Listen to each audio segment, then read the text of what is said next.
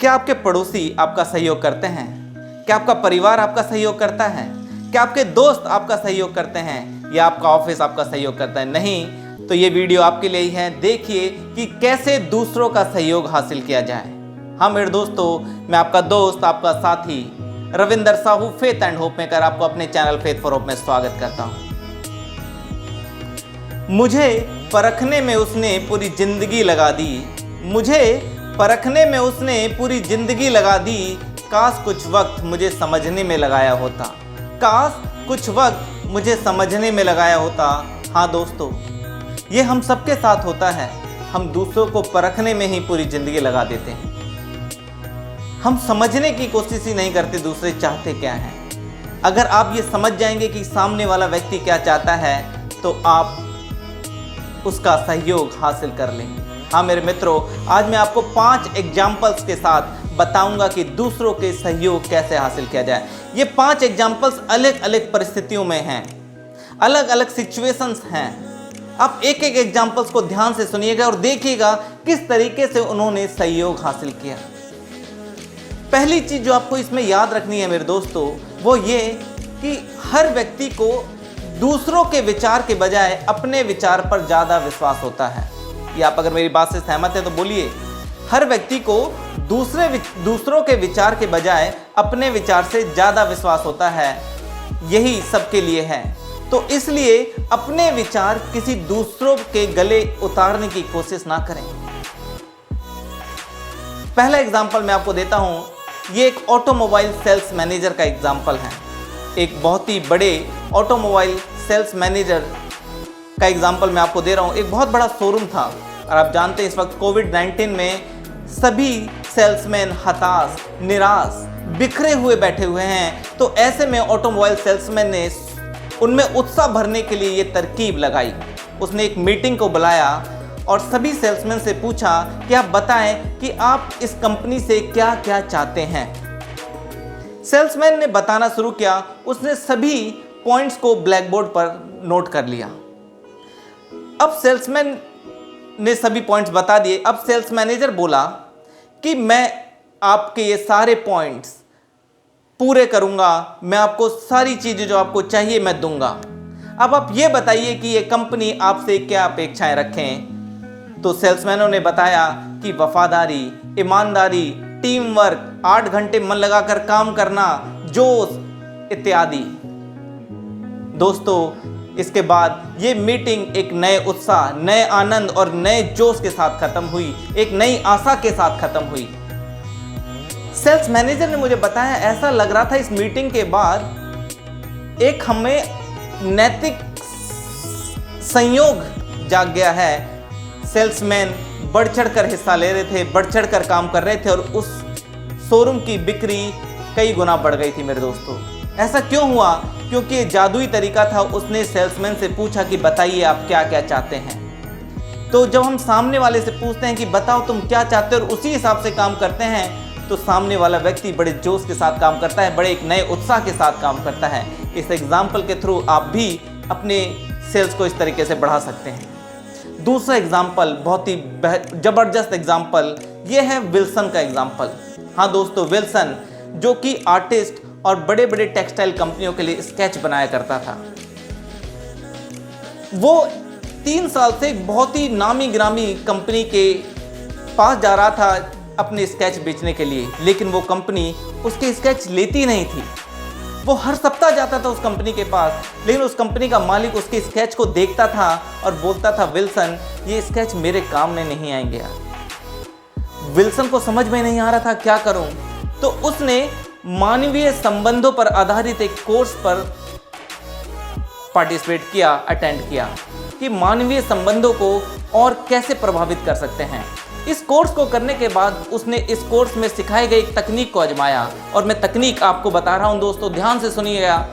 उसने क्या किया, उस खरीदार के पास अपने तकरीबन आधा दर्जन अध बने स्केच को लेकर गया और उसने खरीदार से बोला, सर मैं आपकी हेल्प चाहता हूं, आप मुझे बता सकते हैं कि मैं इन स्केच को कैसे बनाऊं कि ये आपकी कंपनी के काम आ सके।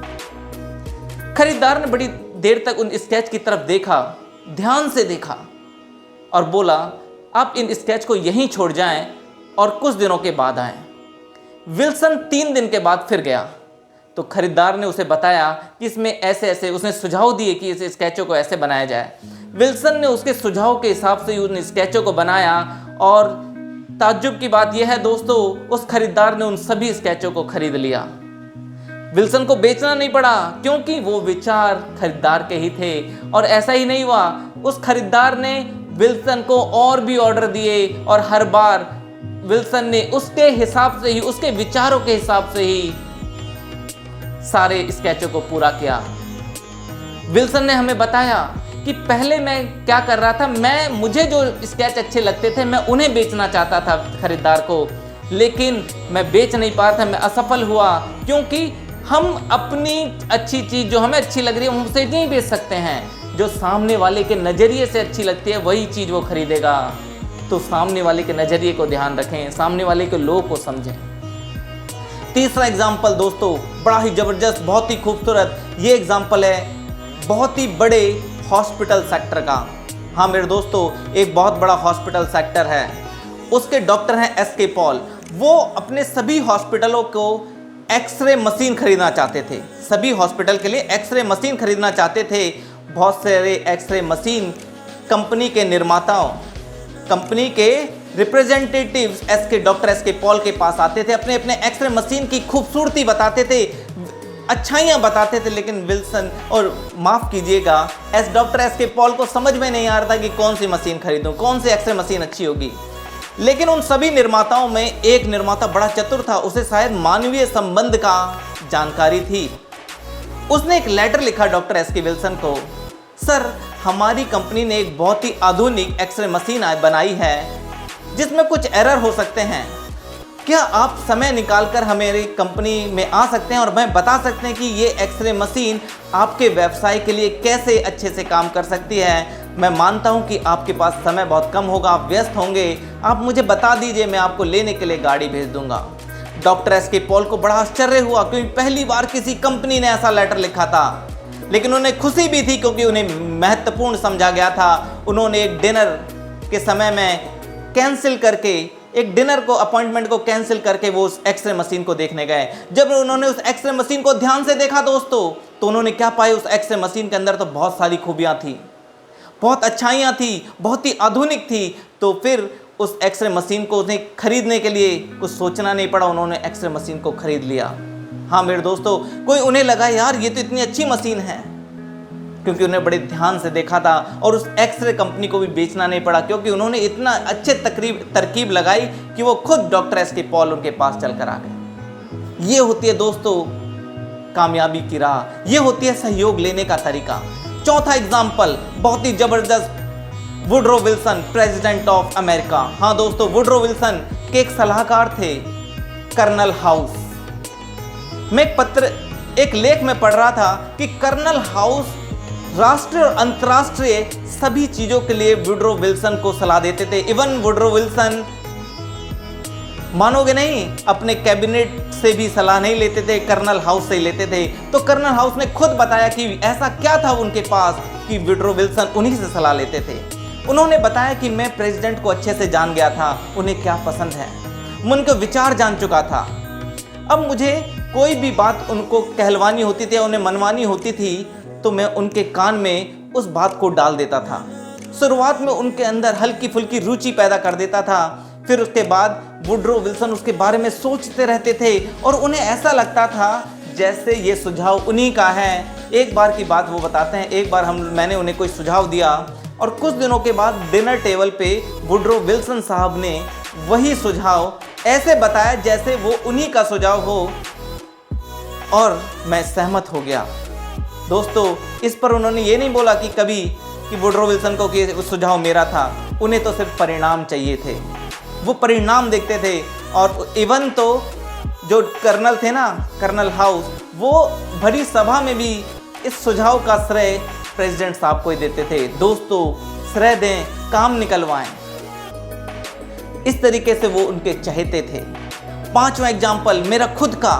एक बार मैं और मेरे दोस्त एक ट्रिप पर जाने के लिए प्लान बना रहे थे। मैंने बहुत सारे ट्रिप एडवाइजर्स को फ़ोन किए, मेल्स किए, लेकिन समझ में नहीं आ रहा था यार किससे ऑर्गेनाइज करवाया जाए। तो क्या हुआ, एक बड़ा बुद्धिमान निकला एक ट्रिप ऑर्गेनाइजर। उसने मुझे एक लेटर लिखा और उन लेटर में उसने मुझे बहुत सारे दिल्ली के नंबर्स दिए कि हम इन्हें अपनी सेवाएं दे चुके हैं, आप चाहें तो इनसे फ़ोन कर कर पता कर लें कि हमारी सर्विस कैसी थी। संयोगवश उनमें से एक नंबर को मैं जानता था। मैंने उसे फ़ोन किया, पूछा यार कैसी सर्विस थी उस ट्रिप ऑर्गेनाइजर की। उसने बड़ा अति उत्तम। फिर बस मुझे उसे फ़ोन करने की ज़रूरत नहीं पड़ी, मैंने ट्रिप ऑर्गेनाइज कर ली दोस्तों। ये था कामयाबी का रहस्य। अगर आप चाहते हैं दूसरों का सहयोग लेना तो दूसरों को समझें, दूसरों की तरफ ध्यान दें कि उन्हें क्या चाहिए, उनके अंदर जागरूकता अपनाएं। मैं पूरी कोशिश करता हूं और मुझे पूरा विश्वास है आपको ये वीडियो पसंद आएगी। और आपको अगर ये पसंद आए तो सब्सक्राइब करना ना भूलें और अपने सभी दोस्तों को भी भेजें। धन्यवाद। जय हिंद, जय भारत।